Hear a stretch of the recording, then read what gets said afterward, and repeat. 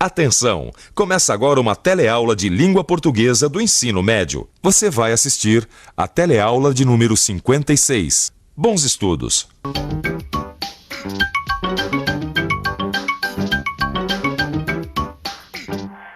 O qual, que, quem, cujo.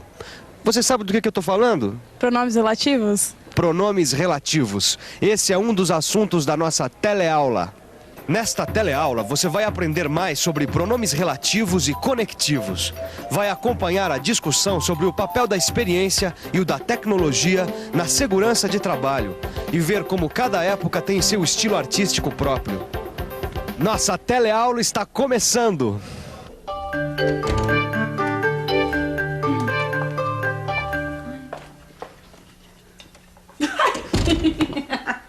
O que deu em vocês? A gente foi ajudar o vizinho a trocar o pneu do carro. Ah, e pra trocar pneu do carro precisa de capacete. Segurança nunca é demais, Lígia. E depois, nós somos atrás em tudo quanto é tipo de equipamento de segurança. Faz parte da nossa pesquisa para continuar a história do Eduardo. O Eduardo, aquele cabeça dura que acha que equipamento de segurança só serve pra atrapalhar. Lembra do Eduardo? Eduardo é um soldador que não dá muita importância para a segurança no trabalho. E que quando arruma emprego numa fábrica de transformadores, tenta escapar da obrigação de usar o equipamento de segurança. E agora, como é que continua a história? Agora é fazer o Eduardo pegar no batente. Eduardo, agora é só pegar no batente, hein? Quando o supervisor Antônio chegar aqui, vai ficar contente de te ver todo equipado, né? Puxa, seu Vitor, eu tô me sentindo um astronauta aqui com essa roupa, viu? Um astronauta, mas que já leu o manual com as normas de segurança. Eu espero, né, Eduardo? É que, pra falar a verdade, eu não tive tempo de ler esse manual, não. Ah, não, assim não dá, Eduardo. Tem que ler o manual. Aqui no manual você encontra tudo que você precisa saber. Tanto no manual quanto no seu equipamento de segurança, tem muita coisa que a gente deve à tecnologia e à ciência. Olha, senhor Antônio, eu acho que o que funciona mesmo é a experiência. Eu acho que o senhor devia deixar fazer as coisas do meu jeito. A experiência é importante, mas a tecnologia e a ciência também são, viu, Eduardo? Você não acha? O que você acha mais importante para o seu trabalho? A tecnologia ou a experiência? A tecnologia é importante, mas não adianta ter tecnologia e não ter experiências, né? Da mesma forma é que ter experiência e não ter o equipamento bom para se trabalhar, não dá muito certo também. Os dois são importantes. A experiência, porque com a experiência a gente produz bem mais e evita muito acidente. Sem dúvida a tecnologia. A experiência. E você? O que acha? Eu acho que as duas coisas são importantes. E você, Vitor? O Eduardo tinha que ser mais cuidadoso para trabalhar na oficina de solda. Na oficina de solda o perigo é grande. O Eduardo tinha que ser muito cuidadoso para trabalhar na oficina de solda, onde o perigo é grande. O manual tem muitas instruções úteis. Instruções úteis são feitas para ajudar o trabalhador a ter mais proteção. O manual tem muitas instruções úteis que são feitas para ajudar o trabalhador a ter mais proteção. Por que o senhor fica rearranjando tudo que o senhor Vitor fala, hein? É que o Vitor gosta de colocar uma ideia em cada frase. Eu, por minha vez, gosto de colocar várias ideias numa frase única. Não fica mais fácil quando a gente usa o conectivo? É que ele não resiste a um conectivo e muito menos a um pronome relativo. Pronome relativo? Relativo ao quê? A um substantivo que apareceu antes na oração. Entendeu? Não. Ora, não entendi. Explica melhor essa história de conectivo e pronome relativo, Machado. É simples, Alencar. Conectivo, como o próprio nome diz, é o que liga, une, conecta. Mas liga o quê? Liga orações ou palavras. Não dá para entender porque você não explica direito. Não dá para entender. Primeira oração. Você não explica direito. Segunda oração. Conectivo, por quê? Não dá pra entender por que você não explica direito. Viu? Mesmo sem entender, você usou um conectivo. Mas por que não é um pronome relativo? Os conectivos não são necessariamente pronomes relativos. Mas no caso da nossa história era. Quer dizer, eram palavras que estavam se referindo a um substantivo que apareceu antes na oração. Então vamos rever. O Eduardo tinha que ser mais cuidadoso para trabalhar na oficina de solda. Na oficina de solda o perigo é grande. O Eduardo tinha que ser mais cuidadoso para trabalhar na oficina de solda, onde o perigo é grande. Onde? Pronome relativo que se refere a um lugar já mencionado antes. A oficina de solda. O manual tem muitas instruções úteis. Instruções úteis são feitas para ajudar o trabalhador a ter mais proteção. O manual tem muitas instruções úteis, que são feitas para ajudar o trabalhador a ter mais proteção. Que? Pronome relativo que se refere a coisa ou pessoa que já apareceu antes na oração. Se refere a instruções. Isso. Agora pode trabalhar, Eduardo. Ah, fala mais um pronome relativo como conectivo para eu adivinhar, vai? Só mais um que eu tô afiado. Só depois que você souber essa peça. Eu não gosto de começar um trabalho sem antes terminar outro. E ainda faltou falar mais sobre pronomes relativos para ver se eu entendi direito. Em vez de falar, o melhor mesmo é pensar bem. Vamos pensar um pouco. Vamos pensar um pouco. Os pronomes relativos estão numa oração, mas se referem a um termo que apareceu antes em outra oração. O pronome que sempre se refere a uma coisa ou pessoa, como por exemplo em o chefe que estava aqui saiu. O que se refere a uma pessoa, chefe.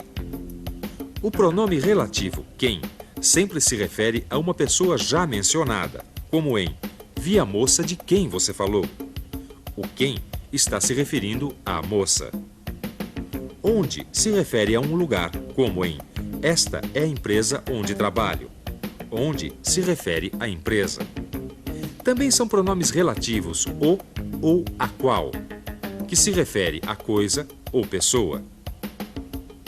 Cujo, que se refere a pessoa ou coisa.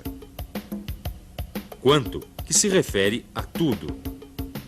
E como, que sempre se refere a um modo ou maneira, como em o modo como assobiava era engraçado.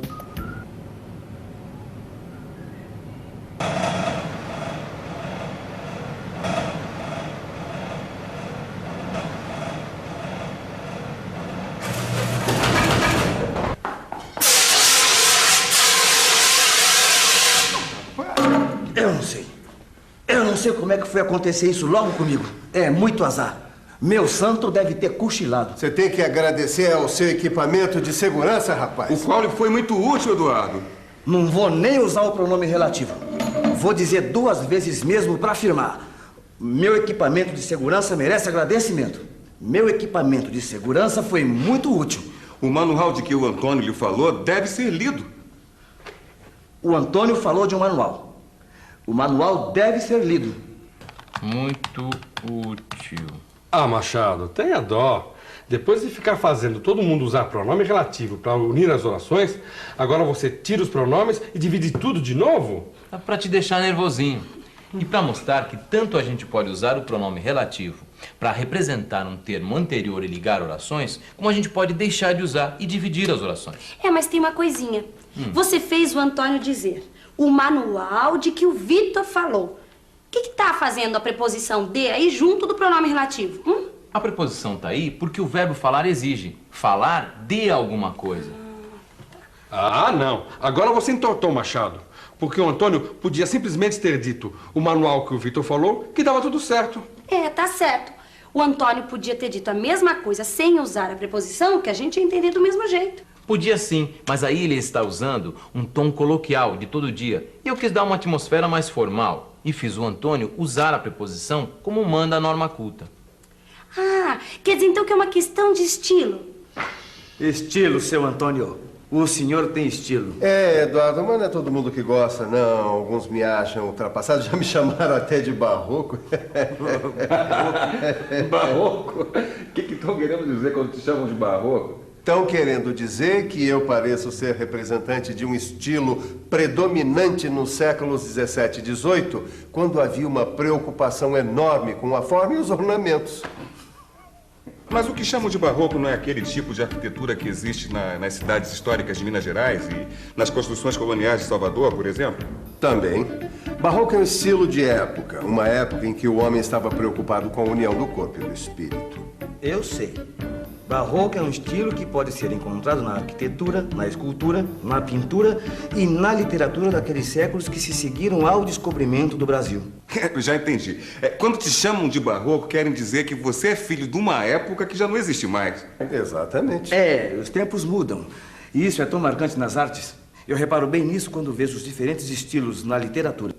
A literatura é fiel a cada época, que tem suas preocupações, sua história, tem seu estilo próprio.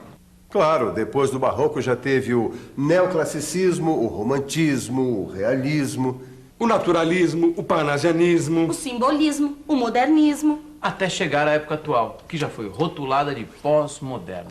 Mas esse bando de rótulos me confunde bastante. Alencar, mas você tem que entender que a arte de cada época deve querer dizer alguma coisa para os filhos dessa época. E os filhos de cada época estão influenciados pelos acontecimentos históricos e pelas preocupações filosóficas, científicas e políticas de cada século.